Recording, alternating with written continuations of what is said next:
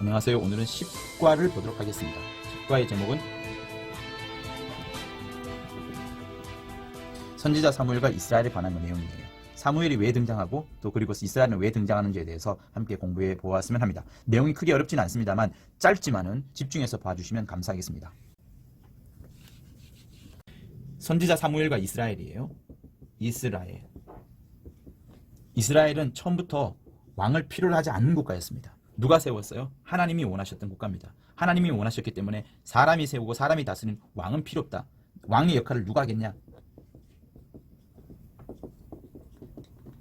여호와 하나님이 모든 것을 하겠다.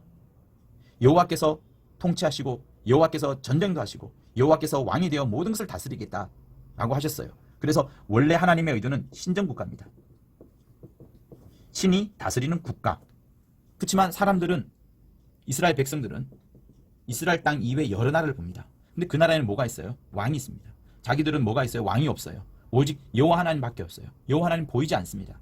보이지 않으니까 매우 힘들었고, 그래서 하나님께서 선지자를 통해서 말씀하시고 선지자를 통해서 백성들의 소원을 또 듣곤 했었습니다. 근데 백성들이 불만이 많은 거예요. 왕이 없으니까. 그래서 선지자를 찾아가서 우리에게도 왕을 주세요, 왕을 주세요라고 합니다.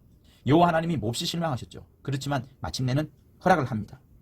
자, 선지자 사무엘, 당대의 선지자였던 사무엘이 누구를 만나냐면 사울을 만납니다.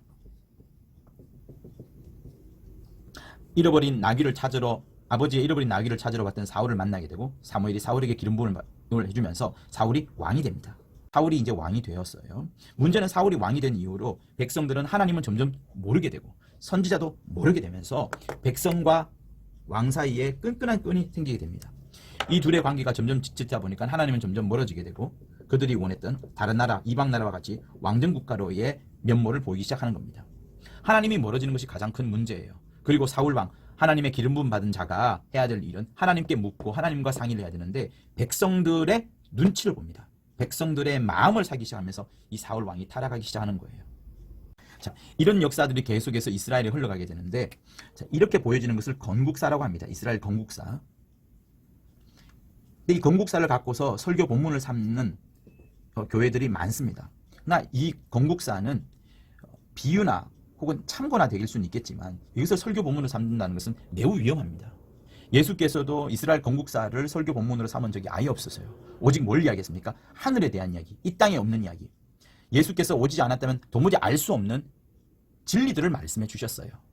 그러니까 설교 본문으로 삼는다고 하면 이런 것들을 설교 본문으로 삼아야 될 게 아니라 신약에 있는 예수 그리스도의 사역, 그리고 예수 그리스도를 통한 하나님의 말씀, 이런 것들이 설교 본문으로 나오고 이것이 해석이 되어서 진행되어야 되는데, 주객이 전도된 그런 설교를 하는 교회들이 적잖지 있기 때문에 시므온은 이런 부분들을 굉장히 지적을 하고 있습니다. 우리 역시도 마찬가지예요. 건국사에 매달릴 필요가 없습니다. 자세히 알 필요가 없고 오직 예수의 말씀과 진리에만 충분히 들어가면 충분한 겁니다. 그래서 우리는 건국사보다는 차라리 뭘 알아야 되냐? 구약에서는 창조사가 가장 중요합니다. 왜? 여기는 하나님의 굉장히 깊은 뜻들이 숨겨져 있어요. 그래서 우리는 여호와의 증인이 될 것이 아니라 성령과 진리로 나아가고 성령과 진리로 역사할 수 있는 예수의 증인이 되어야 하는 겁니다. 이렇게 해서 이스라엘과 선지자에 대한 내용을 이제 살펴봤고요. 이제 족보에 대해서만 보면 이 관은 쉽게 넘어갈 수가 있습니다. 족보에 관해서는 설명을 드리겠지만 지난 6주차 강의 때에 곧 4장 부분을 설명할 때에도 역시 예수의 족보에 관해서 나오는데요.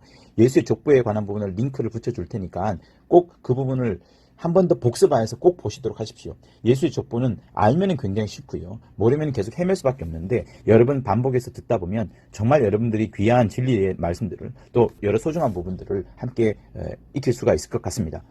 족보의 시작은 이사야서 7장 13절에서부터 시작을 합니다. 그러니까 이새로부터 모든 게 시작이 돼요. 그리고 이새 아들 다윗에게 두 명의 아들이 있죠. 왕인 솔로몬, 그리고 천민인 나단. 솔로몬부터 쭉 이어지다가 누구까지 오냐 그러면 요셉까지 와요. 예수의 부친. 나단까지 쭉 오다가 누가 나와요? 마리아가 나옵니다. 그리고 요 사이에 마리아의 아버지인 헨리가 이제 있겠죠. 요렇게 이어지고 요게 이제 28대고요. 나단은 훨씬 더 긴 42대가 됩니다. 왜 여기는 28대이고 여기는 42대일까요? 여기는 평민이에요. 더 나쁘게 말하면 천민입니다. 여기는 왕의 족보예요. 그러니까 왕이 오래 살아요? 짧게 살아요? 오래 사니까 28대, 짧게 사니까 42대가 되는 겁니다. 왕으로서의 삶이니까 바깥으로 드러난 줄기 혹은 가지라 할 수 있어요. 여기는 평민이고 천민이니까 드러나지 않습니다. 뿌리, 땅속에서 자라는 뿌리가 되는 거죠. 그리고 이 두 가문, 이 두 것이 만납니다. 어디에서 만나요? 그 유명한 베들레헴에서 만납니다. 그리고 마침내 왕 예수가 태어나시는 거죠.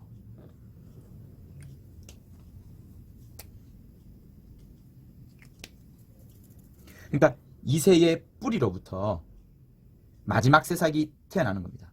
다시 말하면 이쪽은 부친의 계열이에요. 부친의 계열이지만 실제 이 부친의 계열의 피를 이어받은 것은 아닙니다. 마리아의 몸을 빌려서 왔기 때문에 오히려 이쪽과는 상관이 없이 이쪽과 상관이 있는 거예요. 마리아의 몸을 빌려서 온 겁니다. 그러니까 물과 피로 임하신 자니 할 때에 물로 임하신 그 장면은 이쪽인 것이지 이쪽 계열을 따르는 게 아닌 거예요. 피는 하늘에서 온 것이고 물은 조금씩 예수의 모친의 마리아의 젖을 먹고 또 음식을 먹으면서 물을 확보하게 된 겁니다. 그게 이제 지난 환원특강 때 말씀을 나왔던 부분들이죠. 다시 말하면 이쪽과는 상관이 없고 이쪽과 상관이 있는 거예요. 그죠? 마리아의 태를 빌어서 성령으로 임하신 예수이시기 때문에. 그래서 약속된 이새의 뿌리라 할 때 이새의 줄기가 아니라 이새의 뿌리로부터 마지막 새싹이 뿅 나온 것이 예수인 겁니다. 이새의 뿌리로부터 나온 거예요. 자, 이렇게 되면 어떻게 되냐 하면 예수는 분명히 바깥으로 보이는 사람들의 눈에 보일 때에는 이쪽 계열, 곧 다윗 왕의 자손 예수로 보여져요. 그리고 숨겨진 것은 뭐냐면 나자렛 출신의 예수라는 사실은 숨겨집니다. 족보상으로 보면 사람들은 이런 영적인 흐름을 알지 못하잖아요. 영적인 흐름을 알지 못합니다.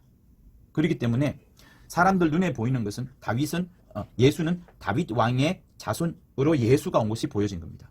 이 라인을 볼 수가 없는 거예요. 이 라인은 숨겨진 사실인 겁니다. 곧 나자렛 예수라는 것은 숨겨진 사실인 것이고 다윗 왕의 자손 예수라는 것은 멀쩡하게 드러난 사실인 겁니다. 그런데 여기서 중요한 부분이 있습니다. 그것은 뭐냐면 예수는 마리아의 몸을 빌어서 왔어요. 몸을 빌리러 온 측면에서는 요셉과는 아무런 상관이 없어요. 요셉의 정욕과 요셉의 유전자와는 관련이 없이 예수께서는 태어나셨어요. 예수의 태어나시면 요셉의 유전자는 상관없이 마리아의 몸만 빌어서 태어난 겁니다. 그러니까 이쪽과는 상관이 없는 거예요. 아까도 이새의 뿌리라고 한 이유는 이쪽 라인과 연결되기 때문에 이새의 뿌리인 것이지 이새 줄기가 아닙니다. 이새의 뿌리로서 이쪽 라인과 연결되는 거예요. 그러면 예수에게 동생들이 있어요. 장자고요. 예수의 동생들은 역시 마리아의 몸을 빌어서 태어났습니다. 예수도 마리아의 몸을 빌어서 태어났고요. 예수가 먼저 맨 처음에 태어나면서 동정녀로서의 그게 깨지고 그리고 동생들이 이제 이후에 태어나게 되죠. 자, 그렇지만 사람들의 눈에 볼 때 뻔히 드러나 보이는 것은 무엇인가 하면 예수는 사람들이 볼 때는 역시 이쪽 가문이니까 따라가면 다윗이 계열이니까 다윗 왕의 자손으로 보여지는 겁니다.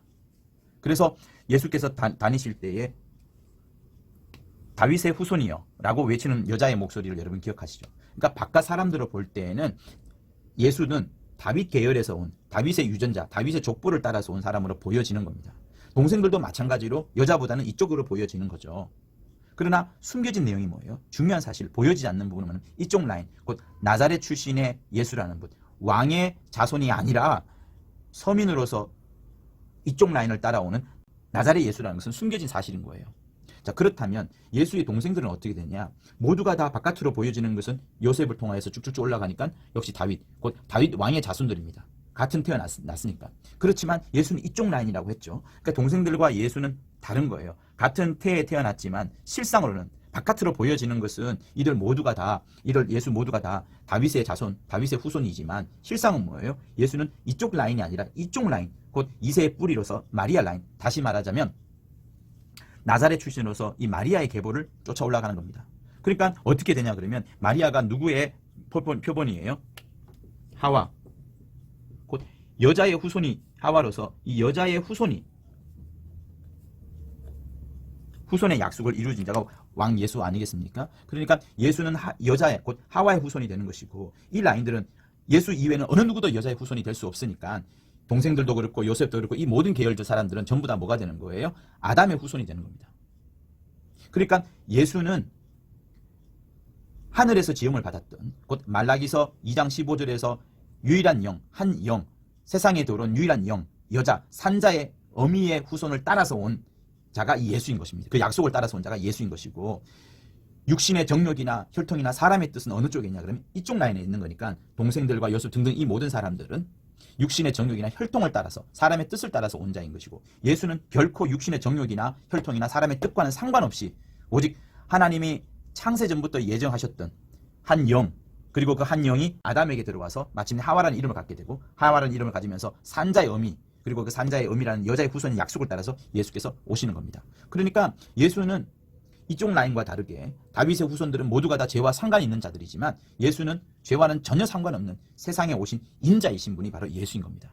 그래서 요거를 잘 이해하시면 이 10과는 그냥 넘어갈 수 있을 만큼 그런 쉬운 바입니다. 그래서 잘 모르시겠으면 다시 한번 들어서 봐주십사 꼭 부탁을 드려봅니다. 그래서 정리해보면 이 동생들은 아담의 후손이고요. 예수는 여자, 곧 하와의 후손이 되는 것이고요. 이 동생들은 육신의 정욕과 사람의 뜻을 따라서 태어난 자이지만 이것은 오직 하나님의 뜻을 따라서 약속으로 온 자가 바로 예수인 겁니다. 요게 달라요.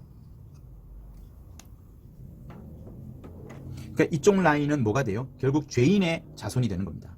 이쪽 라인은 비록 예수께서는 마리아와 동생들과 같은 마리아의 태를 같은 태를 빌렸었지만 예수는 죄인의 자손이 아니라 이쪽은 의인이 되는 겁니다. 이 전체를 판단하는 분 누가 판단하시는 거예요? 이 전체 위에 계신 바로 아버지만 이 전체를 판단하시고 또 이것을 성령을 보내주시면서 보증하시고 가르쳐 주시는 겁니다. 자, 이렇게 해서 14주차 강의 10장 부분을 모두 마치도록 하겠습니다.